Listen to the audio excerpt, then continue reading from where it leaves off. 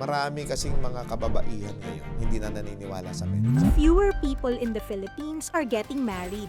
Maraming tao nagkamali sa pag-aasawa nila eh. Mali yung napili nilang tao, yun ang opinion nila. Lahat po ng ibinigay ni Lord sa atin na lalaki, hindi mali. Ha? Pag ibinigay sa'yo ni Lord Pag yan, pinakasal ka na, yun po yung pinakatamang tao para sa'yo. Meet Narita Santa Ana. She built Optime Devices Medical Corporation into a trusted name in the medical industry. Her journey to success began with a deep passion for healthcare and innovation. Through dedication and perseverance, her story is one of vision, resilience, and a commitment to making a difference in the industry. do you believe in divorce? No. Bakit? If we will have the divorce in the Philippines, most of the family will be broken.